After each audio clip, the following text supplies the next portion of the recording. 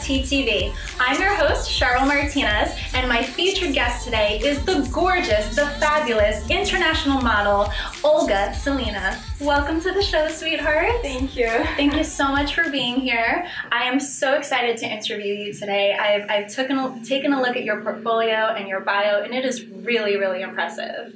Why don't you tell me just a little bit about yourself so the audience can learn? Sure. So I'm coming all the way from Russia, Siberia. I know this cold is nothing for me, but honestly, I'm really cold. Yeah, it's like 10 degrees outside right now, but it's really hot under these lights. It is. Keep it fashionable, but still keep it warm. So When did you move here from Russia? A few years ago. Oh, just a few years. Yes. I didn't realize you were that new to New York because you've done so many jobs in New York already. New York is fast, and you gotta get that opportunity. So be fast. Wow. So what made you want to make that move? So I would say I always been born in my city. I know it sounds bad to say that about my own home, but it is what it is. And I always had this drive to do things. And New York is that place when you can come and actually do things for yourself first, like any normal person should do, and actually do something for others. So this is the most probably great thing about America and people here, New York, because different people coming to this place with different needs, different problems, and with big dreams. And it's nice to see how people can actually bring it in life. Are you saying that you wouldn't have been able to accomplish those dreams had you stayed in Russia? I didn't see myself doing it back in Russia. I should say there's a lot of opportunities for different people for different fields, but I need a little bit more challenge. Mm-hmm. So when you first got to New York, was it like really scary? No, it was exciting. Yeah, Yes. yeah. So like, how did you get your first opportunity in New York? Do you remember what it was and how you got it? Yes. First I came here. I should say a little pre-story. I went straight to Times Square from JFK. Oh, it was fun. To see it? You just needed to see it, right? Yes, and then I went Tourist trap. Yes. I went to Atlantic City, and I had some job there. My university sent me. In Atlantic City? Yes. Did you gamble? No. Oh, I love blackjack. I don't think I'm good at it. So, and then I saw some posting on internet. Mm-hmm. So they need a model in New York. Why not? I applied and I've been accepted. Mm-hmm. It was non-paying job, of course. Oh my goodness. Well, you gotta start somewhere, right? 10 hours shoot day. I thought I'm gonna die. Wow.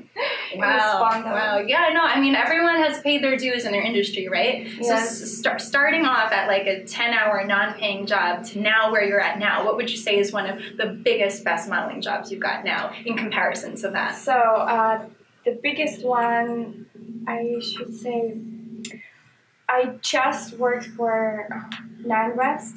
Ooh. Yesterday. Congratulations. Thanks. It was pretty big. It was exciting.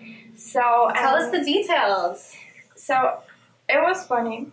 Last second job, my agent called me. He was like, Olga, I know it's snowy, but you have to make it there. That's right. So that was in the blizzard yesterday. Yes. Wow. I made it there, and they're like, you know what? Good for you. Come. So and in 2 hours, I was on set. So wow. Yeah. Wow. So were you modeling for their shoes? My shoes. Yes.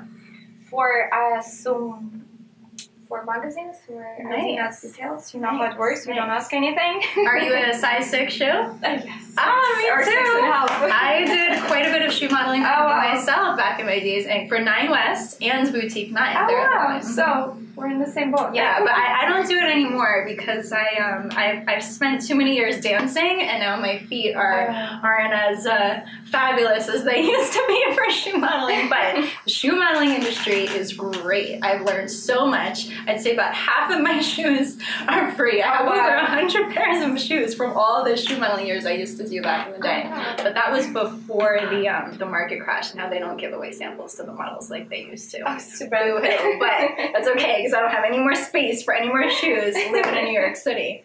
But yeah, that's great. Well, congratulations on that job. Was it for live shoe modeling? Was it for print or? It's for print. Great. Yes. So where can we see that? Be on the lookout. I'm not quite sure, but I assume in their stores. Okay. Shops, and probably online. Great. Well, we'll definitely look for you there. All right. So backing up a little bit. So you were talking about your first job when you first got here, and you were taking on the big city. So what happened next? Next, I'm still gonna do modeling, and of course taking it to the next level. But for now, I'm looking forward to actually work with people as, if I can mention, kids. They're actually quite fun. Kids, I do know that before. Well, yeah. So, and now I'm looking forward to my volunteer job, which is coming up, to work with kids with special needs. Actually, the first gig that I got from them, it was their modeling. Wow. Yes. Wow. You know how inspiring that is for to hear like a model giving back and helping kids. And what's the name of that program? It's called KEEN. It's Kids with Special Needs. So they need someone to play with. Oh my God. So if there were people watching that want to go do that, can anyone just sign up and go do it? Yes, they have applications, so encourage whoever's watching to go do that right now. Go and sign up for it. It's online on Keen's website. Easy to sign up, to send them your application, and I'm sure once you really have this truly feeling to help someone and to actually have fun, they're amazing. Right, so you're helping them, but what you're getting back from it is actually just as amazing, if not more so, right? Because absolutely. The joy and the positive energy of being around the kids and then knowing that you're doing something good for them is probably really, really rewarding, right? Yes, and for me, it's a little bit probably more than for anyone who have their families here. I'm by myself. I have friends, and friends are my families. But I kind of crave those emotions when someone really needs you, and they're so happy to see me.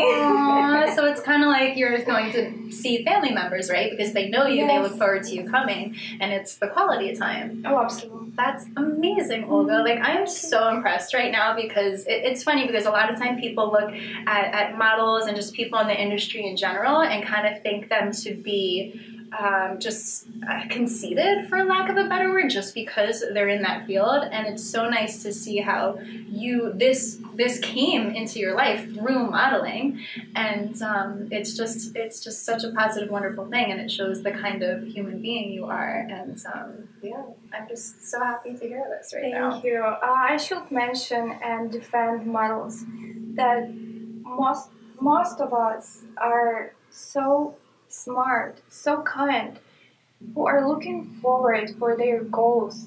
It's not just modeling. Modeling is something that, yes, you have a time to expose yourself and do things, but at the same time, you learn a lot from people. And you actually learn a lot how to just smile and listen to you're just a model, and it's so easy to be you. You're crying inside, but you smile. A lot of self-discipline. That's true. That's true. Yes. I know modeling seems so easy if you've never done it before, but anyone who has modeled, there are so many levels to it, and it's actually after I do photo shoots, I don't know about you, but I'm sore the next day from all of the body angles of the posing and stuff. I'm oh my God, and just even the prep and everything that goes into the shoots, oh, you're just taking pictures. Well, hell no, you're not just taking pictures. It's a lot of work, right? Yes, especially those, I'm sure you know what I mean, when you have to just stand and don't move because you have this much space. Or just being in the heels all damn day. I mean, even that alone is yes, that's hard. True. What would you say is your favorite thing about modeling and your least favorite thing about modeling? My favorite thing about modeling is that most of the time you look great on camera. Well, it is great to look great. Yeah. Are you guys making us look great right now? All right, just making sure. Yes, and you learn how to love yourself from any angle, even if it's not your best. And it helped me a lot to learn myself and to... I don't think you have any bad angles, though. Thank you so much. But I'm sure many girls sometimes hate to look at themselves in the mirror, but you're beautiful. I'm a short girl. How tall are you, by the way? I'm 5'8". Ooh, why don't you stand up real quick and walk around the table and show them how sexy you are. Look at these legs. I'm not even going to stand up next to her so you don't see the tall short comparison right now. But just, why don't you check out her legs, and why don't you give us a little model pose real quick. If you were at the ends of the runway, what would you do right now? And then? Yes, if you're at the end of the runway. Give them that look. Give them that look. You're funny. Oh, I love it. I mean, legs for days. Legs for days. Yeah. Whew. Okay. So getting back to the whole kids and volunteer thing. So when I was reading up about you, I saw that not only do you volunteer with kids, but I feel like that was kind of a door opener for you and made you want to, help the world in general for the better now, right? Because I saw that you're into helping animals and helping Earth, and why don't you expand on that? So my original, I would say, intention to be like useful, helpful. I really love animals, and me too. I'm a vegetarian. Are you? Me too. Yes. Okay. If you're not a vegetarian yet, you gotta try it. It's amazing. You'll feel amazing, and the animals will love you. Okay. Yes, and they will stay alive. Most importantly. But anyway, you were saying. Sorry. So yes, but I found out that it's not only animals who I can help to and take care of, and it's kids and actually Earth. Mm-hmm. Even though I take small steps now, do just little recycling, which is really important. So I think it's a help too. And sometimes I feel like there is no other meaning for me. I'm not saying about everyone, to even breathe sometimes. Then if I don't feel like I have something or someone to help to and be useful, be helpful, and give my love, it's not just me, it's us. Yeah. So that's a really good point. So when you became a vegetarian, was that hard? Was that hard for you? Oh no, I've been a vegetarian since I was a kid. Oh, really? Yes. Okay. I've only been a vegetarian for a few years. I actually, in 2012, I went to live in India for a while. I had always wanted to become vegetarian, but I couldn't do it while living here because I was kind of caught in my own habits. Obviously that's such a vegetarian-friendly country, and they worship cows there. So I'm like, okay, now or never. And I took that plunge, and I've never made a mistake since. So and I feel so much better for it, like on the inside and the outside, But it was hard, It's not, it's not easy on like Thanksgiving Day with my huge family, But it's just, but again, like it makes you feel good, and there's so many things that you could do to help the world, help others, help kids, help animals. Just choose one and start there, Oh, yeah. And then who knows what'll happen next, right? But I have a question. Did you like notice how your habits actually spreads out in your family, and now they're like more careful with what they eat too? Maybe not. To be honest, like my best friends, my family, like they all will not give up meat. Like I'm not one of those vegetarians that try to like push it on people either. If someone is interested and they come to me about it, I will shine all the light on them, But if it's not gonna happen for my family.